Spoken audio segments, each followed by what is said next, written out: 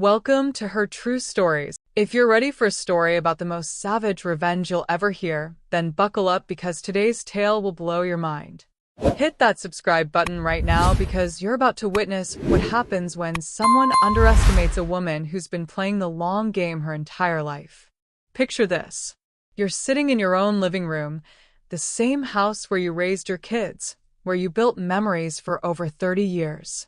Then your own flesh and blood looks you dead in the eye and calls you trash. Not just any trash, but uneducated trash who doesn't deserve to breathe the same air as his precious wife. Now imagine that same son, the boy you carried for 9 months and sacrificed everything for, pointing his finger at the door and screaming at you to get out like you're some kind of pest. Most people would crumble. Most people would beg and cry and try to explain themselves. But what they didn't know, what nobody in that room had any clue about, was that the woman they just threw out like garbage had just inherited $2 million. And sometimes, the best revenge isn't getting mad. It's getting even. My name is Eleanor Whitman, and at 73 years old, I thought I'd seen every kind of cruelty this world had to offer. I was wrong. The worst betrayal of my life came wearing my son's face and speaking with my daughter-in-law's poisoned tongue. But here's the thing about underestimating people. Sometimes it comes back to bite you so hard, you'll spend the rest of your life wishing you'd kept your mouth shut. It was Tuesday, September 15th, 2023, around 2:30 in the afternoon when my world came crashing down. I remember the exact time because I'd been watching my stories on TV, and Judge Judy was just starting when I heard Garrett's BMW pull into the driveway. My son rarely visited during weekdays, so I figured maybe he wanted to grab lunch or just spend some time with his old mom. I should have known something was wrong the minute they walked through my front door. Garrett looked uncomfortable, fidgeting with his car keys and avoiding eye contact. His wife Magnolia strutted in behind him like she owned the place, wearing one of those expensive designer outfits that probably cost more than most people make in a month. Her blonde hair was pulled back, so tight it made her look mean, which honestly wasn't much of a stretch. "Mom," Garrett said, not even bothering to give me a hug hello. "We need to talk." I muted the TV and patted the cushion next to me on my old floral couch. "Of course, sweetheart. Sit down. Can I get you two some sweet tea?" Magnolia made this disgusted face like I'd offered her poison. "No thanks, Eleanor. We won't be staying long." The way she said my name, like it tasted bad in her mouth, should have been my first warning. Magnolia had never been warm toward me, but she'd always been polite enough. Today felt different. Today felt dangerous. Garrett remained standing, which made me nervous. In 35 years of being his mother, he only stood during serious conversations. Like when he told me he was dropping out of college, or when he announced he was marrying Magnolia after knowing her for only 6 months. "Mom, we've been talking," Garrett began, his voice shaking slightly. "And we think it's time for you to consider some changes." "What kind of changes, honey?" Magnolia stepped forward, and I swear I could feel the temperature in the room drop 10 degrees. "Changes to your living situation, Eleanor. This house is way too big for one person, and honestly, it's becoming an embarrassment." I blinked at her, not understanding. Embarrassment. "Look around." Magnolia gestured at my living room like she was pointing out a crime scene. "Everything in here is from the 1990s. The wallpaper, the furniture, those awful curtains. When we bring friends over, they think we can't afford to take care of our own family." The words hit me like a slap. I decorated this house with love, choosing every piece of furniture carefully, saving up for months to buy things that would last. Sure, it wasn't fancy, but it was clean and comfortable and filled with memories. "Magnolia," I said carefully, "this is my home. I've lived here for 32 years. "That's exactly the problem," she snapped back. "You're stuck in the past, Eleanor. Garrett and I have been looking at some really nice assisted living facilities. Places where you'd have people your own age to talk to, activities to keep you busy, Medical care right there if you need it. My heart started beating faster. I don't need medical care. I'm perfectly fine living on my own. Garrett finally spoke up, but he still wouldn't look at me. Mom, you're 73. What if something happens?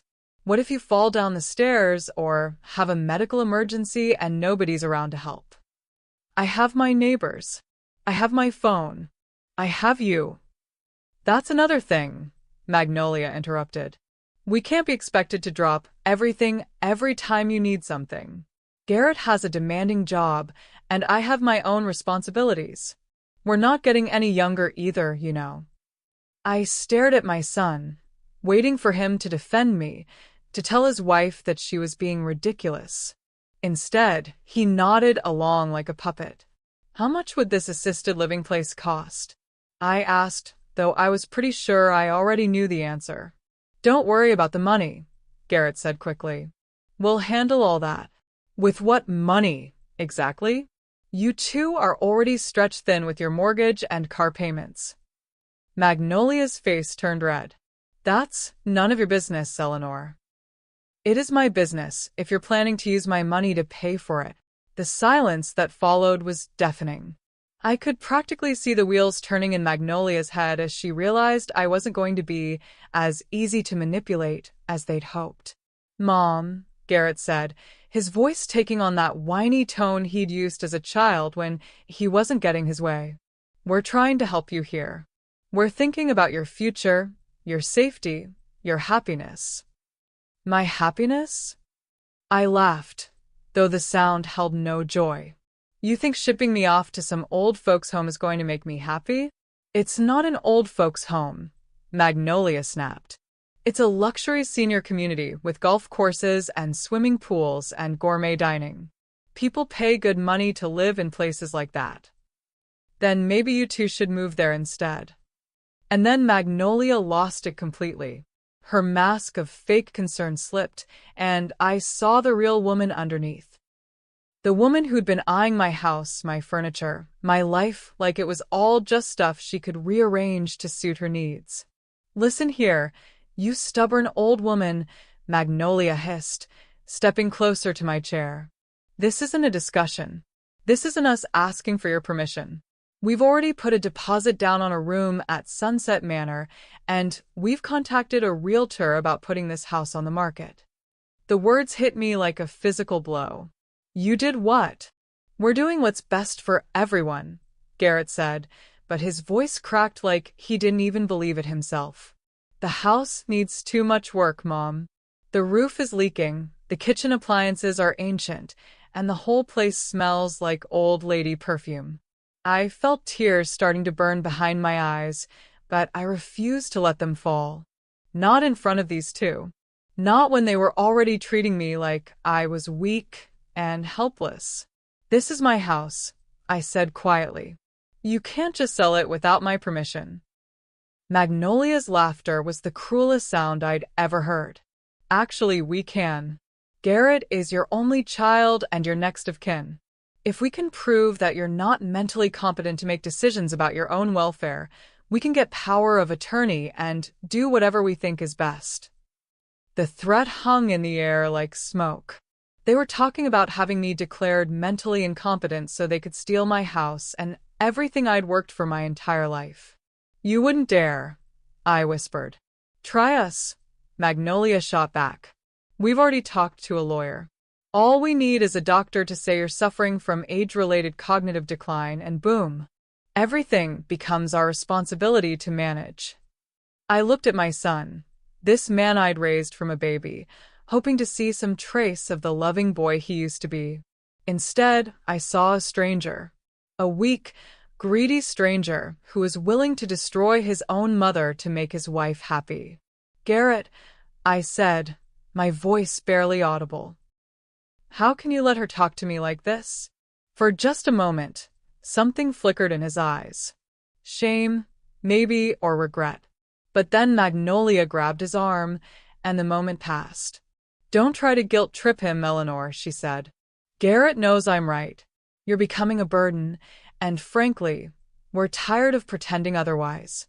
You call us constantly with stupid problems that you could solve yourself if you weren't so lazy. You expect us to include you in everything we do, like we don't have our own lives. And this house. She gestured around my living room again. It's an embarrassment. Our friends drive by and see this dump and think we don't care about our own family.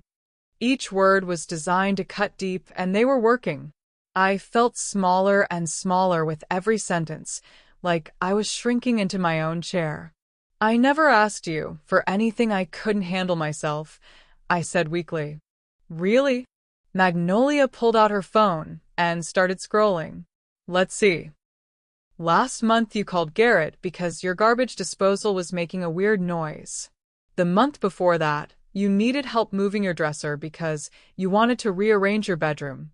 Oh, and remember when you called us at 9:30 at night because you thought you heard someone breaking into your shed, and it turned out to be a raccoon. She was right about the phone calls, but she was making them sound so much worse than they were. I didn't call constantly. Maybe once or twice a month when I genuinely needed help with something I couldn't do alone. Those were legitimate problems, I said, but my voice lacked conviction. They were the problems of someone who can't take care of herself anymore, Magnolia replied coldly. Face facts, Eleanor. You're old, you're alone, and you're becoming more helpless every day. We're offering you a solution that benefits everyone. Benefits everyone or benefits you too? Magnolia's eyes narrowed. What's that supposed to mean? It means I'm not stupid, despite what you seem to think. If I move to assisted living and you sell my house, where does that money go? Into my account or into yours? The silence that followed told me everything I needed to know. The money would go toward your care, Garrett said finally, but he couldn't meet my eyes. All of it. Mom, assisted living is expensive. Really expensive. And if you need extra care as you get older, those costs add up fast. So, you'd use my house money to pay for the nursing home you're forcing me into? It's not a nursing home, Magnolia snapped. And we're not forcing you into anything. We're trying to help you make smart decisions before you lose the ability to make any decisions at all. Something inside me finally snapped. These two people, sitting in my living room, in the house I'd bought with my own money and filled with my own memories, were talking about me like I was already dead. Like I was just some obstacle standing between them and my assets. Get out, I said quietly. Magnolia looked confused. Excuse me? I said get out of my house. Eleanor, be reasonable. Garrett started, but I cut him off. Be reasonable? I stood up from my chair, feeling anger course through my veins like electricity. You two come into my home, insult everything I've built, threaten to have me declared mentally incompetent, and then tell me to be reasonable? Mom, you're being dramatic, Garrett said, but I could see panic starting to creep into his expression. Dramatic? You want to see dramatic? I walked to my front door and threw it open. Get out of my house. Both of you. Right now. Magnolia stood up slowly, her face twisted with rage. You're making a huge mistake, Eleanor. We're trying to help you, and you're too proud and too stupid to see it. The only mistake I made was thinking my son would never betray me like this. But apparently I was wrong about a lot of things. And then Magnolia showed her true colors. The mask of fake concern disappeared completely, replaced by pure venom. You know what your problem is, Eleanor, she said, stepping close enough that I could smell her expensive perfume. You're nothing but uneducated trash who got lucky enough to marry a man with a steady job. You've never accomplished anything on your own, never built anything, never contributed anything meaningful to this world. You're just a sad old woman clinging to a house that's falling apart because it's the only thing that makes you feel important. The words hit me like physical blows. Each phrase was carefully chosen to destroy what little self-worth I had left. And you know what else? Magnolia continued, her voice rising. Garrett agrees with me. He's just too nice to say it to your face. But we talk about you, Eleanor. We talk about how pathetic you are, how you have no friends, no hobbies, no life outside of bothering us. You're a burden, pure and simple. I looked at my son, waiting for him to defend me, to tell his wife she'd gone too far. Instead, he looked at the floor and said nothing. Garrett, I whispered, is that really what you think of me? When he finally looked up, his eyes were cold. Stranger's eyes. Mom, you need to face reality. You're not the person you used to be. You're getting older, you're getting more difficult, and frankly, Magnolia and I have our own lives to worry about. We can't keep dropping everything to take care of you. The betrayal was complete. My own son, the boy I'd rocked to sleep and nursed through fevers and cheered for at Little League games, was looking at me like I was nothing more than an inconvenience. So that's it? I asked. After everything I've done for you, after all the sacrifices I made raising you alone after your father died, this is how you repay me? You didn't sacrifice anything, Mom, Garrett said, his voice getting harder. Dad left us plenty of money when he died. You never had to work, never had to struggle, never had to worry about paying bills. You've lived an easy life, and now you're acting like you're some kind of hero for doing the bare minimum. The words were like daggers. My husband had worked 2 jobs to provide for our family, and yes, his life insurance had helped after he passed. But that didn't mean raising a child alone had been easy. It didn't mean the lonely nights and the worry and the constant fear that I was messing everything up didn't matter. I did my best, I said, my voice barely a whisper. Your best wasn't good enough, Magnolia said with satisfaction. Look how he turned out. No college degree, bouncing from job to job, always struggling to make ends meet. If you'd been a better mother, maybe he would have amounted to something. The cruelty of it took my breath away. She was blaming me for Garrett's life choices, using my love for him as a weapon against me.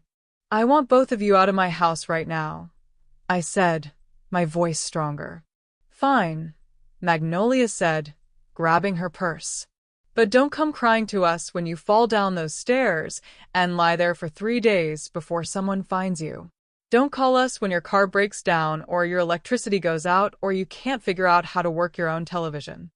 She headed toward the door, then turned back for one final blow. And when you're sitting in this dump all alone, wondering why your son never visits anymore, remember this conversation. Remember that we tried to help you, and you threw it back in our faces because you're too stubborn and too stupid to accept reality. Garrett followed her toward the door, but he paused at the threshold. Mom, he said, not looking at me. When you change your mind about the assisted living place, give us a call. But don't wait too long. We're not going to keep the deposit on hold forever. Get out, I said again. Both of you. Get out, you pests, and don't come back. Garrett's face hardened. If that's how you want it, Mom. But don't expect us to come running the next time you need something. You're on your own now. They walked out of my house and out of my life, leaving me standing in my doorway watching their BMW disappear down the street. I closed the door, locked it, and for the first time in decades, I was completely alone. I should have cried. I should have collapsed on my couch and sobbed for the son I'd lost and the daughter-in-law who'd shown her true colors. Instead, I walked to my kitchen, made myself a cup of coffee, and sat down at my table to think. They thought they knew everything about me. They thought I was just some helpless old woman with nothing but an old house and faded memories. They had no idea that just 3 days earlier, on September 12th, I'd received a phone call that changed everything. Mrs. Whitman? This is Patricia Morrison from the law firm of Morrison, Bradley and Associates. I'm calling about your Aunt Lucinda's estate. Aunt Lucinda had been my father's sister, a woman I'd barely spoken to in 20 years. She'd never married, never had children, and had spent her life traveling the world and investing in real estate. I knew she'd done well for herself, but I had no idea just how well until Patricia Morrison explained the terms of her will. Your aunt left you her entire estate, Mrs. Whitman. After taxes and legal fees, you're looking at approximately $2 million. $2 million. The number had seemed impossible when I first heard it. I'd asked Patricia to repeat it 3 times before it sank in. Aunt Lucinda had left me everything. Her house in California, her stock portfolio, her savings accounts, everything. The estate should be settled within the next few weeks, Patricia had explained. We'll need you to sign some paperwork and make some decisions about liquidating assets, but the process should be fairly straightforward. I hadn't told anyone about the inheritance. Not Garrett, not my neighbors, not even my best friend Betty, who lived 3 houses down. Something had told me to keep it quiet until everything was finalized. Now I was grateful for that instinct. As I sat in my kitchen, sipping my coffee and replaying the awful things Magnolia and Garrett had said to me, I started to smile. They thought they'd broken me. They thought they'd reduced me to nothing but a burden and an embarrassment. They had no idea they'd just made the biggest mistake of their lives. I picked up my phone and called Patricia Morrison. Patricia? It's Eleanor Whitman. I'm ready to sign those papers.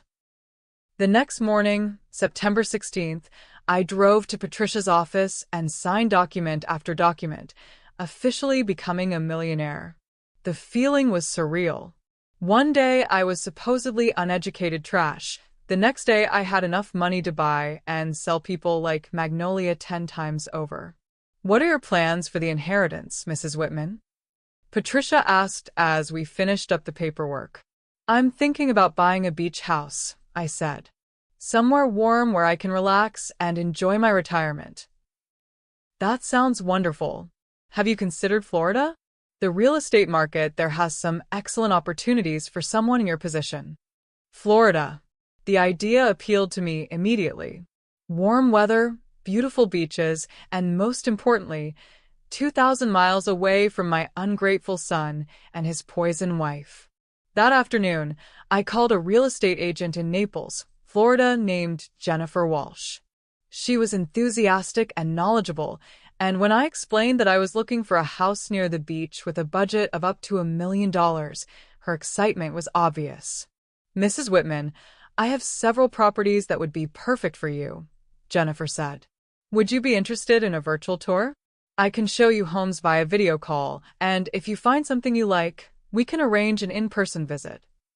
Over the next 3 days, Jennifer showed me 12 different houses via video calls. Some were too big, some too small, some too expensive. But on September 19th, she showed me a house that took my breath away. It was a beautiful 3-bedroom home just 2 blocks from the beach, with white stucco walls, a red tile roof, and a front yard full of palm trees and tropical flowers. The house had a pool, a 2-car garage, and a view of the Gulf of Mexico from the master bedroom window. The interior was modern and bright, with tile floors and large windows that let in tons of natural light. This property is listed at $850,000, Jennifer explained as she gave me the virtual tour. It's been on the market for 3 weeks, but the sellers are motivated. I think we could get it for $800,000, maybe less. $800,000. It was a lot of money, but I had $2 million to work with, and this house was everything I'd ever dreamed of. I could picture myself reading books by the pool, walking on the beach every morning, and finally living the peaceful retirement I'd always wanted. I want to make an offer, I told Jennifer. Full asking price, cash deal, no contingencies. Are you sure, Mrs. Whitman? We could probably negotiate a lower price. I'm sure. I want this house, and I want the sellers to know I'm serious. 3 days later, my offer was accepted. I would own a beautiful beach house in Florida, far away from the son who'd called me uneducated trash and the daughter-in-law who'd tried to steal my home. But before I could enjoy my new life, I had some unfinished business to take care of. I spent the next 2 weeks methodically planning my departure and my revenge. I contacted a moving company to pack up my belongings and ship them to Florida. I hired a cleaning service to make sure the house was spotless. I arranged for the utilities to be transferred to my name at the new address.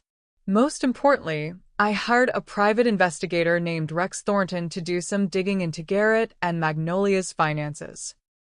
Rex was a retired police detective who specialized in background checks and financial investigations, and he came highly recommended by Patricia Morrison.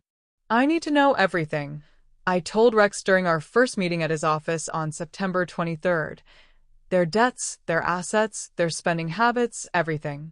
Money is no object.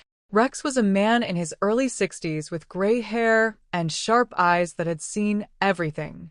He listened to my story without judgment, taking notes and asking clarifying questions. Mrs. Whitman, what you're describing sounds like elder abuse, he said when I finished explaining about the confrontation. That's a serious crime, and if your son and daughter-in-law were planning to have you declared mentally incompetent to steal your assets, that's fraud. I know, but I need proof before I can do anything about it. Give me 2 weeks, Rex said. I'll find out everything there is to know about these people. True to his word, Rex called me on October 6th with his preliminary report. What he found exceeded even my worst suspicions. Mrs. Whitman, your son and daughter-in-law are in serious financial trouble, Rex said. They owe $52,000 in credit card debt across 7 different cards. They're 4 months behind on their mortgage payments, and they've got a second mortgage on their house that they took out 8 months ago. A second mortgage? What did they need that money for? Near as I can tell, they used it to invest in some kind of cryptocurrency trading scheme that promised huge returns. They lost everything. The whole $75,000. The pieces started falling into place. Garrett and Magnolia weren't trying to help me. They were trying to save themselves. They needed my house to pay off their debts and avoid foreclosure. There's more, Rex continued. I did some digging into Magnolia's background. Her real name is Margaret Louise Crawford, and she's got a history of targeting older men with assets. She's done this before? 3 times that I can prove. Her first husband was a 70-year-old retired engineer from Phoenix named Walter Caldwell. They were married for 2 years before he died in what was ruled an accidental fall down the stairs. Left her everything, about $400,000. My blood ran cold. An accidental fall? That's what the police report says. But here's the interesting part. Margaret Crawford took out a life insurance policy on Walter just 6 months before he died. A big one. $500,000. And her other husbands? Husband number 2 was a 68-year-old rancher from New Mexico named Robert Sterling. Married for 18 months before he died of what was ruled a heart attack. Again, Margaret had taken out a substantial life insurance policy on him just months before his death. I felt sick to my stomach. My son hadn't just married a gold digger. He'd married a serial killer. What about husband number 3? That one's different. His name was Charles Brennan, a retired banker from California. 72 years old, wealthy, lived alone. Margaret married him, but he got suspicious when she started asking about his will and trying to get him to sign financial documents. He hired his own private investigator, discovered her real identity, and divorced her before she could kill him.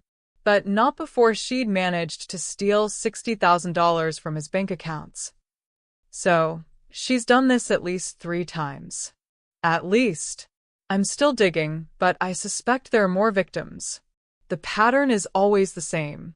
She targets older men with money, marries them quickly, takes out life insurance policies, and then they die under suspicious circumstances. I thanked Rex for his work and asked him to keep digging. If Margaret Louise Crawford, also known as Magnolia Whitman, was a serial killer, I needed to know everything about her crimes before I made my next move. But first, I needed to deal with the immediate threat to my own safety. If Magnolia had killed 3 husbands for money, what would she do to a mother-in-law who stood between her and a $2 million inheritance? I called Patricia Morrison and explained the situation. Patricia, I need to change my will immediately, I said. I want to make sure that if anything happens to me, Garrett doesn't inherit a penny. Of course, Mrs. Whitman. What did you have in mind? I want to leave everything to charity. Animal shelters, cancer research, children's hospitals, whatever. Just make sure my son and his wife never see a dime of my money. Patricia drafted a new will that left my entire estate to various charities, with a small provision for my neighbor Betty to take care of my cat if I died before him. I signed it on October 8th, and Patricia assured me that it was ironclad. Even if someone tried to challenge this will on the grounds of mental incompetency, we have extensive documentation of your mental state from the inheritance proceedings, she explained. There's no way they could successfully contest it. With my estate protected, I turned my attention to gathering evidence against Garrett and Magnolia. I installed security cameras around my house, started recording all phone calls, and began documenting every interaction I had with them. I didn't have to wait long. On October 10th, Garrett called me for the first time since the confrontation. Mom, his voice was shaky and desperate. Mom, I know you're angry, but we need to talk.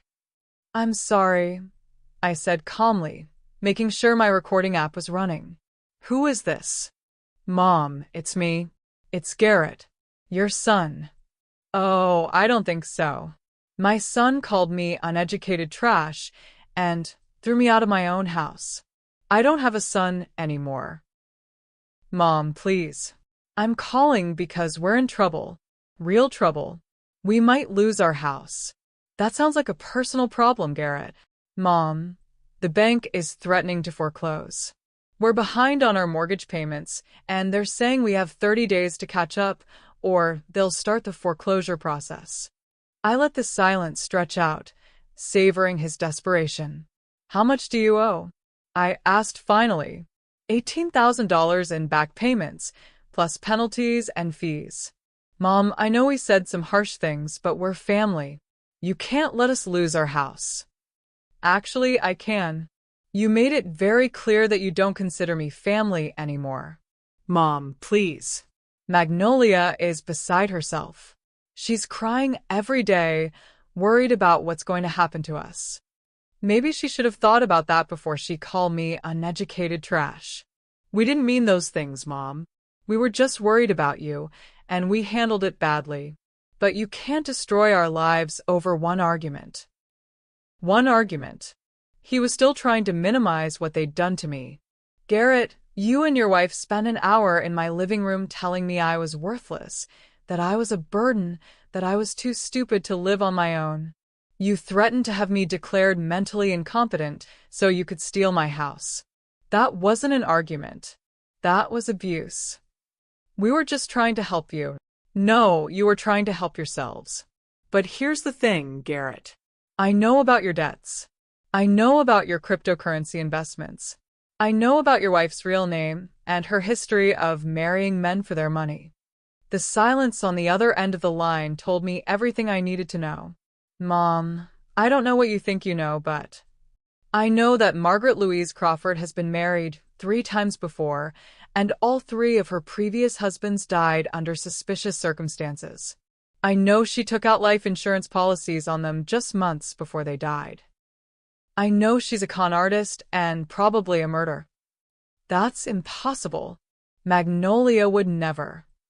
Wake up, Garrett.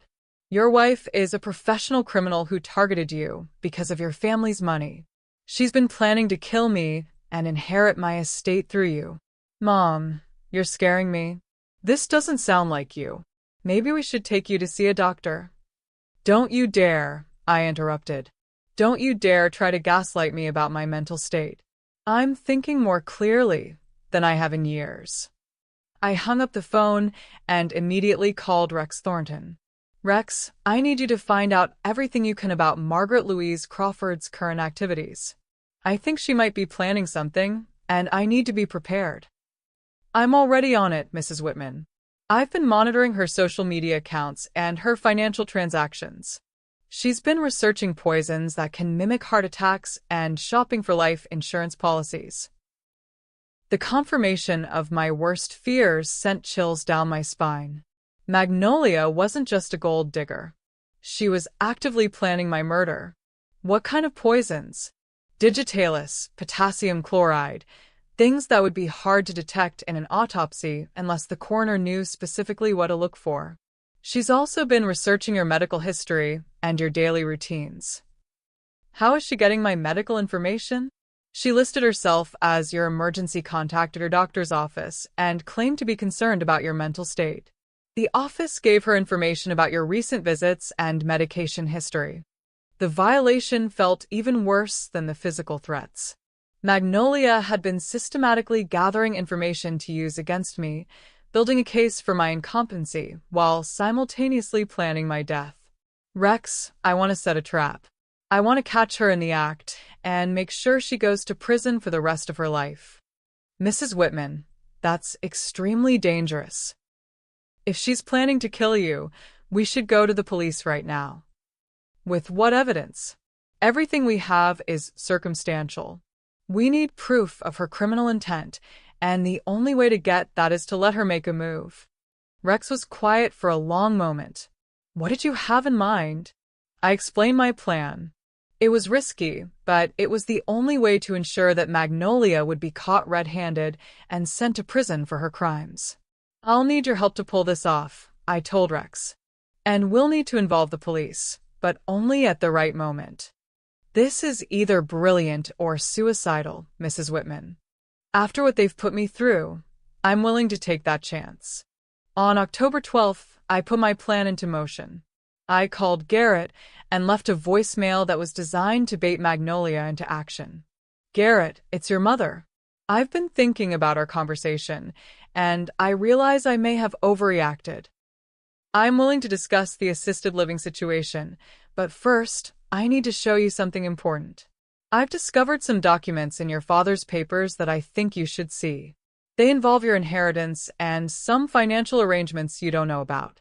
Can you and Magnolia come over for dinner tomorrow night? 7 o'clock. We need to talk about your future and mine. The message was carefully crafted to suggest that I had valuable financial information that could benefit them, while also implying that I was reconsidering my position on the assisted living facility. It was exactly the kind of bait that would be irresistible to someone like Magnolia. Garrett called me back within an hour. Mom, thank you for calling. Magnolia and I would love to come to dinner tomorrow night. Good. I'll make your favorite pot roast. Mom, about those documents you mentioned. We'll discuss everything tomorrow, Garrett. I think you'll be very interested in what I've found. I spent October 13th preparing for what I hoped would be the last time I'd ever have to see Garrett and Magnolia. Rex had arranged for police surveillance around my house, and I was wearing a recording device that would capture everything that happened. At exactly 7 o'clock, Garrett and Magnolia arrived at my front door. They were both dressed nicely, as if this were a special occasion, and Magnolia was carrying a bottle of wine and a small gift bag. Eleanor, thank you so much for inviting us, Magnolia said with a smile that didn't reach her eyes. I brought you some chamomile tea. I know how much you enjoy a cup before bed. The tea felt like a threat, given what Rex had discovered about her research into untraceable poisons. But I smiled and accepted the gift graciously. How thoughtful, dear. Come in, dinner's almost ready. We sat down to pot roast, mashed potatoes, and green beans just like we had dozens of times before. But everything felt different now. Every word was loaded with hidden meaning.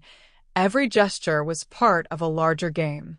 Mom, you mentioned some documents, Garrett said as we ate. Something about Dad's papers? Yes, I found some interesting things while I was cleaning out the attic, I lied smoothly. Insurance policies, investment accounts, things I'd forgotten about. I think they could significantly impact your inheritance. Magnolia's eyes lit up with greed. What kind of investment accounts? Well, it turns out your father was much more financially savvy than I gave him credit for. He set up several trusts and offshore accounts that I never knew about. The lawyers are still calculating the exact value, but it could be substantial. I watched Magnolia's face as she processed this information. I could practically see her recalculating her plans, weighing the potential benefit of keeping me alive long enough to access these fictional accounts against the risk of waiting too long. "That's wonderful news, Mom," Garrett said. "Does this mean you might not need to sell the house after all?" "Actually, it means quite the opposite," I said. "With these additional assets, I'm thinking of making some major changes. Moving somewhere warmer, maybe buying a place near the beach." "But Mom, what about your care as you get older?" Magnolia asked. "Wouldn't it make more sense to move into a facility where you'd have medical support?" "I've been thinking about that too. But with these new financial resources, I could afford to hire private nurses, housekeepers, whatever I need to stay independent." The disappointment on Magnolia's face was obvious. If I could afford private care, there would be no need for them to step in and manage my affairs.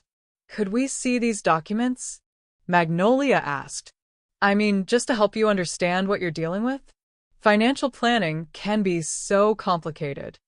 "Of course. They're in my safe upstairs. But first, let's finish dinner. And I want to apologize for the things I said during our last conversation. I was hurt and angry, and I may have overreacted." "We understand, Mom," Garrett said. "We said some hurtful things too. We were just worried about you." After dinner, I led them upstairs to my bedroom, where I had prepared a collection of fake documents that Rex had helped me create.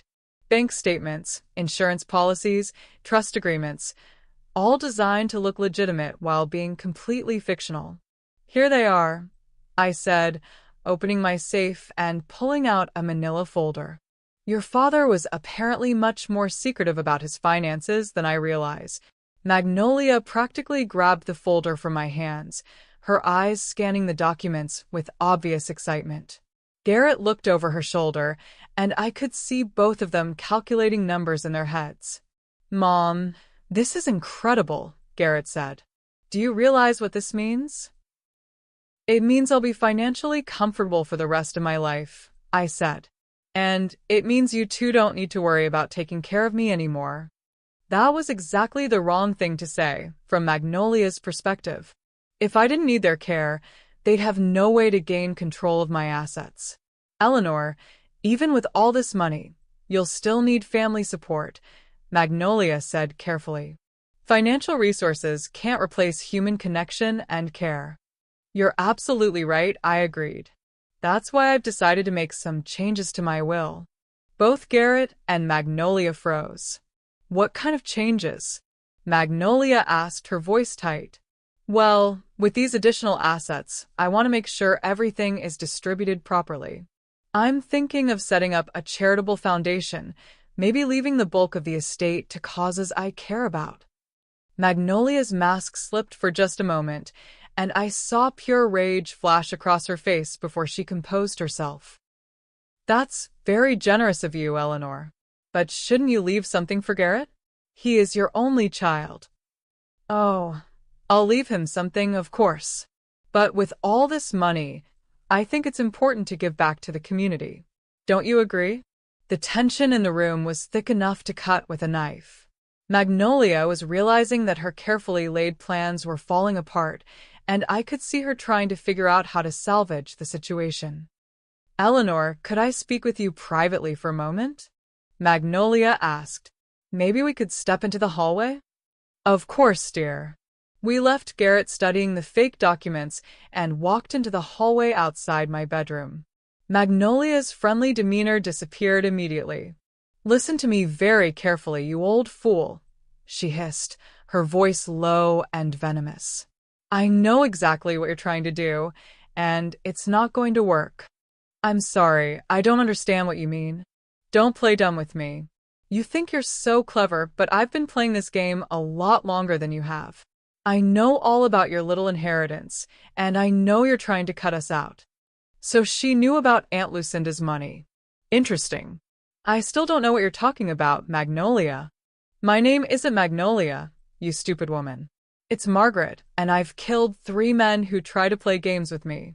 Do you really think I'll hesitate to add one more name to that list? There it was. A confession of murder, recorded on the device I was wearing. You're scaring me, Magnolia, I said, making my voice shake. I don't understand why you're saying these things. Because you need to understand the situation you're in. You're going to change your will back to leave everything to Garrett, or you're going to have a very unfortunate accident. Maybe a fall down the stairs, like my first husband. Maybe a heart attack, like my second husband. These things happen to elderly people all the time. Please don't hurt me, I whispered. I'll do whatever you want. That's better. Now we're going to go back in there, and you're going to tell Garrett that you've changed your mind about the charitable foundation. You're going to leave everything to him in your will, and you're going to sign the papers to make him your power of attorney. Tonight. But I don't have those papers here. I brought them, Magnolia said with a cold smile. They're in my purse downstairs. I came prepared for this conversation. Of course she had. Margaret Louise Crawford always came prepared. We went back into the bedroom, where Garrett was still looking at the fake financial documents. Garrett, honey, I said, my voice shaking with what Magnolia thought was fear but was actually excitement.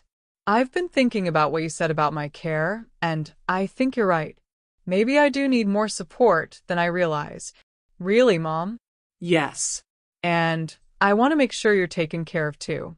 I think we should go ahead with the power of attorney arrangement we discussed. Garrett looked confused. We never discussed that, Mom. Magnolia shot him a sharp look. Yes, we did, honey. Remember? We talked about how important it would be for you to be able to help your mother manage her affairs as she gets older. I want to do that tonight, I continued. Magnolia, didn't you say you had some papers with you? Yes, I do. They're downstairs in my purse. Let me go get them. As soon as Magnolia left the room, I turned to Garrett. Garrett, I need you to listen to me very carefully. Your wife is not who you think she is. Her real name is Margaret Louise Crawford, and she's killed 3 men for their money. She's planning to kill me too. Garrett stared at me like I'd lost my mind. Mom, what are you talking about? I hired a private investigator. I have proof of everything. She's been married 3 times before, and all 3 of her husbands died under suspicious circumstances. She took out life insurance policies on them and then murdered them. That's impossible. Magnolia would never. She just threatened to kill me in the hallway, Garrett. She said she'd make it look like an accident, just like she did with her other husbands. Mom, I think you need to see a doctor. This paranoia isn't normal. Before I could respond, Magnolia returned with a folder full of legal documents. Here we are, she said cheerfully. Power of attorney forms, updated will, everything we need to make sure Eleanor is properly taken care of. She spread the papers out on my dresser, and I could see that they were real legal documents, not the fake ones Rex and I had prepared. She really had come prepared to steal my assets tonight. All you need to do is sign here, Eleanor, Magnolia said, pointing to signature lines that had already been marked with sticky notes. And here, and here. I picked up a pen and pretended to read the documents, but what I was really doing was stalling for time. Rex had promised that police backup would be in position by 8:30, and it was only 8:15. This is a lot to process, I said. Maybe I should have my lawyer look at these first. Magnolia's friendly expression hardened. There's no need for that, Eleanor. These are standard documents. Just sign them. I'm not comfortable signing legal papers without understanding them completely. Sign them now, Magnolia said, her voice taking on an edge of menace. Or we'll have to discuss other options. Garrett looked back and forth between us, finally beginning to sense that something was very wrong. Magnolia, maybe we should slow down, he said. If Mom wants her lawyer to review the papers. Shut up, Garrett, Magnolia snapped. Your mother is going to sign these papers right now, or she's going to have an accident. An accident? Garrett's voice was shaky. What kind of accident? The kind that happens to elderly people who don't take care of themselves properly, Magnolia said, pulling a small vial from her purse. Heart attacks, for instance. Very common in women your mother's age. I saw Garrett's face go pale as he finally understood what was happening. Magnolia, what is that? Insurance, she said simply. Something to help Eleanor make the right decision. You're talking about poisoning my mother. I'm talking about doing what needs to be done. Just like I did with Walter and Robert and Charles. Sometimes people need a little help making their final exit. Garrett stared at his wife in horror. You killed those men? Of course I did. They were in my way, just like your mother is in my way now. But you don't need to worry about any of that, darling. Once Eleanor is gone, we'll inherit everything, and we'll never have to worry about money again. You're insane, Garrett whispered. I'm practical, Magnolia corrected. Now, Eleanor, are you going to sign those papers, or am I going to have to use this? She held up the vial, and I could see a clear liquid sloshing inside. I'll sign, I said quickly. Please don't hurt me. That's better. Now sit down at the dresser and sign every paper where I've marked. I moved to the dresser and picked up the pen, but instead of signing, I turned to face her. Actually, Margaret, I have a better idea. Her eyes widened in surprise at the use of her real name. How do I know your real name? How do I know about Walter Caldwell and Robert Sterling and Charles Brennan? How do I know about the life insurance policies and the poisoning and all the other victims you've killed over the years? Magnolia's face went white. That's impossible. Nothing's impossible when you have $2 million to spend on private investigators and legal fees, I said. Did you really think I'd let you walk into my house and threaten to murder me without doing my homework first? You're bluffing. Am I? Then you won't mind if I tell you about the digitalis you've been researching, or the potassium chloride you ordered online last week, or the life insurance policy you tried to take out on me using forged medical information. Magnolia's hand tightened around the vial. You can't prove any of that. Actually, I can. And I am. Right on cue, I heard car doors slamming outside and footsteps on my front porch. What was that? Garrett asked. That, I said with satisfaction, is the police. The front door burst open, and I heard Rex Thornton's voice shouting, Police! Eleanor, where are you? Upstairs, I called back. Magnolia looked around wildly, realizing she was trapped. You set me up, just like you set up 3 innocent men who made the mistake of trusting you.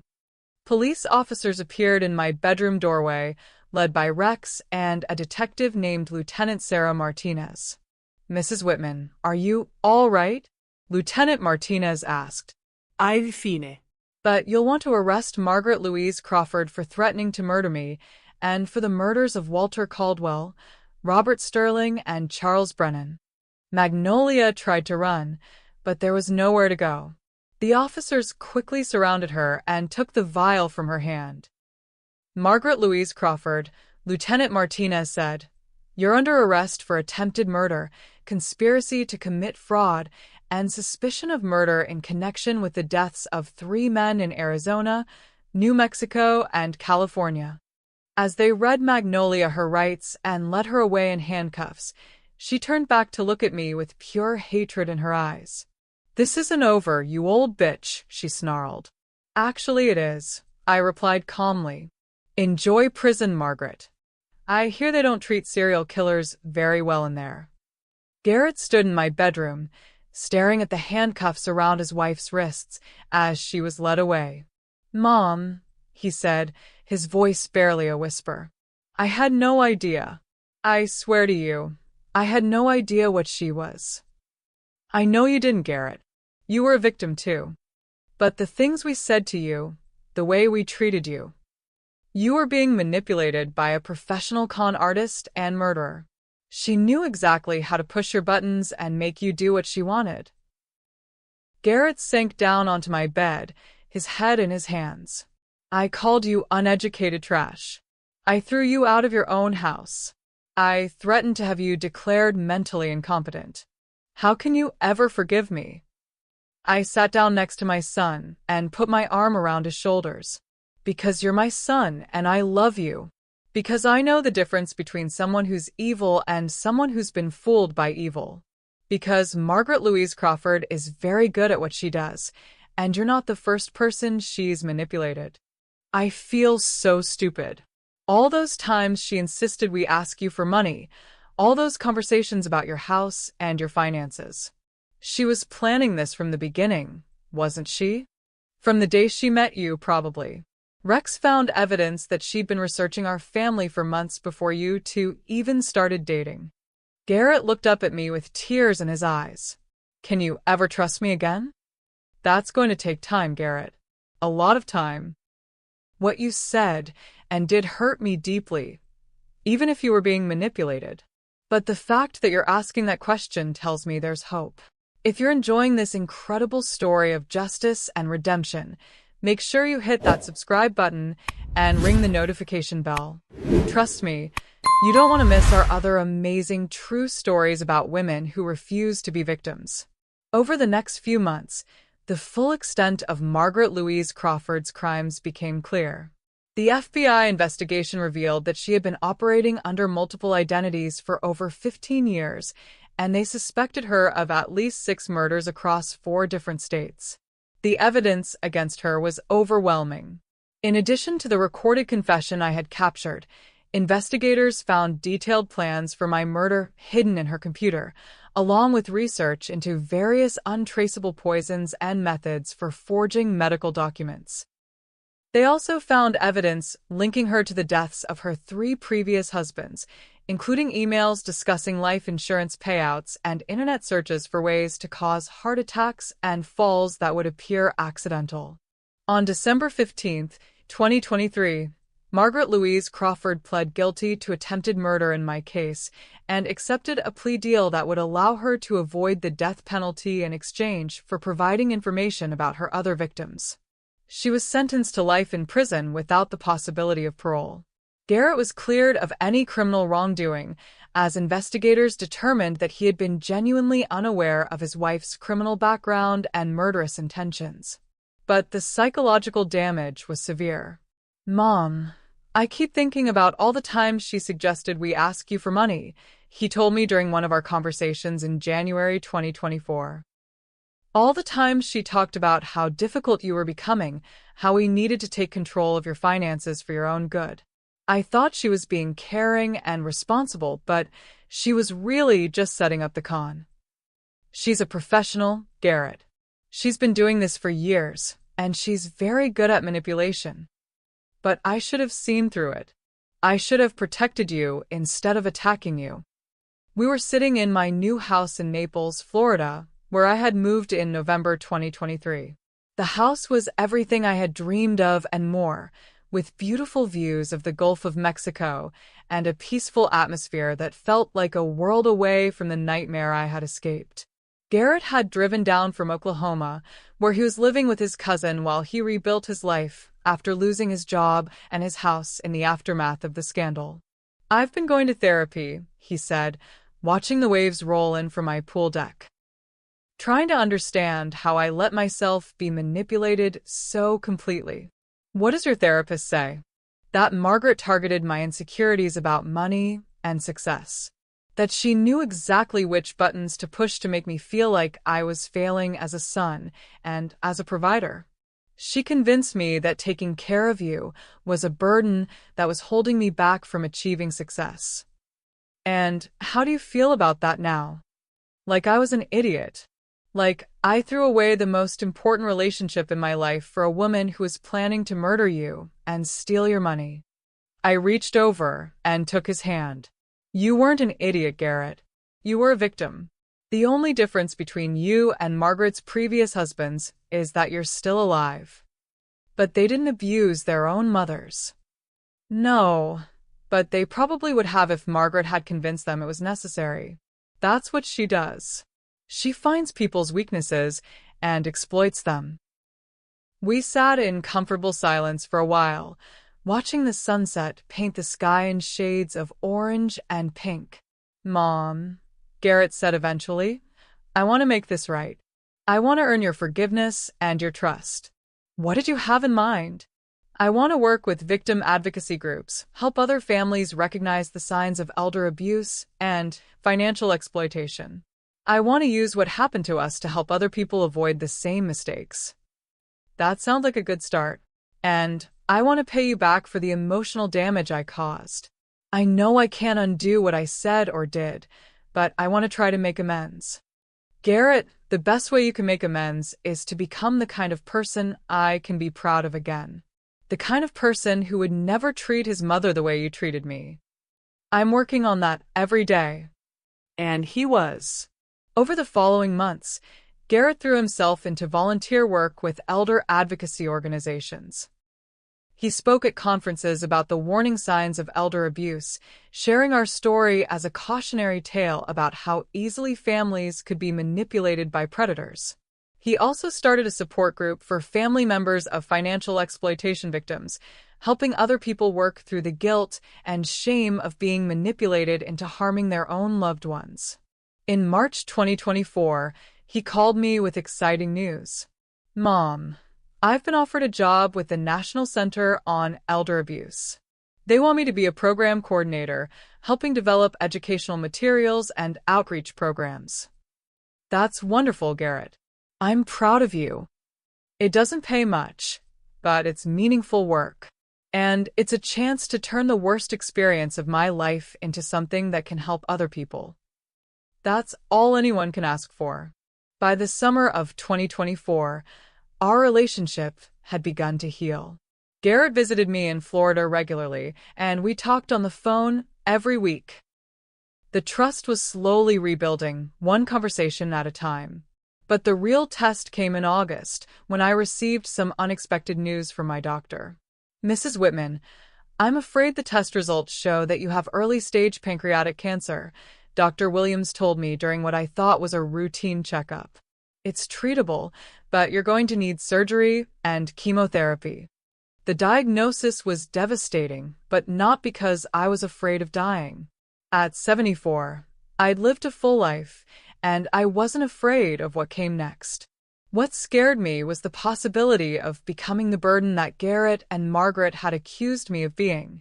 I called Garrett that evening to tell him about the diagnosis. Mom, I'm coming down there right away, he said immediately. You shouldn't be dealing with this alone. Garrett, you don't need to. Yes, I do. You're my mother and I love you, and I'm not going to let you face cancer alone. But your job. My boss already said I can work remotely for as long as necessary. Mom, please let me take care of you. Let me be the son I should have been all along.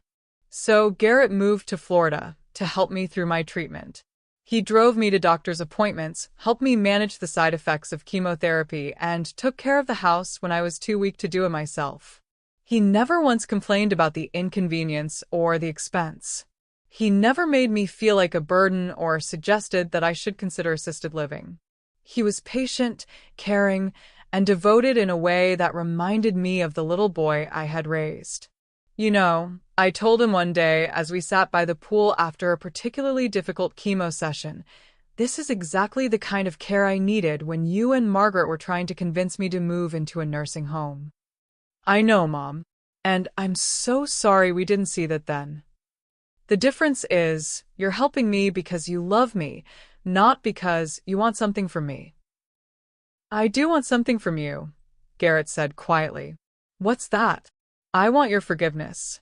I want to prove that I'm worthy of being called your son again. I looked at my son, this man who had driven 2,000 miles to take care of me, who had put his life on hold to help me fight cancer, who had spent the last year working to become a better person. You already have my forgiveness, Garrett. You've had it for months. Really? Really? You made a terrible mistake, but you've more than made up for it. You're the son I always knew you could be.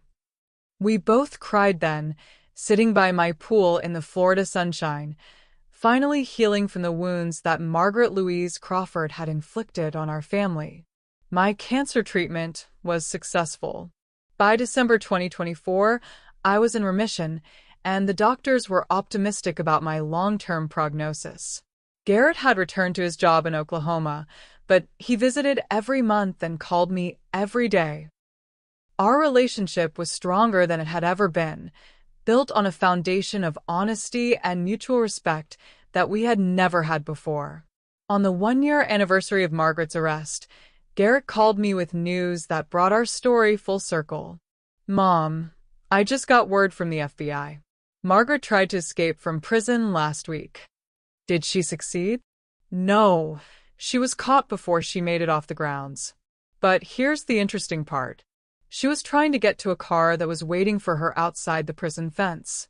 The driver was another woman who's suspected of running the same kind of marriage and murder scheme in Florida." "So there are others like her?" "Apparently, it's a whole network. The FBI thinks Margaret was part of a larger organization that targets elderly people for financial exploitation and murder. Your case helped them uncover the whole operation." "How many victims?" "They're still investigating, but they think there could be dozens. Maybe hundreds." "Mom, by fighting back against Margaret, you probably saved a lot of lives." I thought about all the elderly people who might have fallen victim to Margaret Louise Crawford and her associates if I hadn't fought back. All the families who might have been destroyed by these predators. "I'm glad we caught her," I said. "I'm glad she'll never hurt anyone else." Me too. "And Mom, I'm proud of you. I'm proud of how strong you were, how smart you were, how you refused to be a victim. I'm proud of you too, Garrett. You turned a terrible situation into something meaningful." As I write this story today, it's been 3 years since that awful day when Garrett and Margaret called me uneducated trash and tried to steal my home. 3 years since I discovered that sometimes the people who are supposed to love you the most can be the ones who hurt you the worst. But it's also been 3 years of healing, growth, and redemption. 3 years of rebuilding a relationship with my son that's stronger than ever. 3 years of living in paradise, surrounded by friends who care about me for who I am, not what I own. Margaret Louise Crawford is spending the rest of her life in prison, along with several other members of her criminal network. The FBI estimates that their investigation, which started with my case, has prevented dozens of other elderly people from being victimized by these predators. Garrett has become a nationally recognized expert on elder abuse prevention. He's testified before Congress about the need for stronger protections for elderly Americans, and his work has helped pass legislation that makes it harder for criminals to exploit vulnerable seniors. As for me, I'm living my best life at 76 years old. I have a beautiful home, wonderful friends, and a son who calls me every day just to tell me he loves me. I volunteer at the local animal shelter.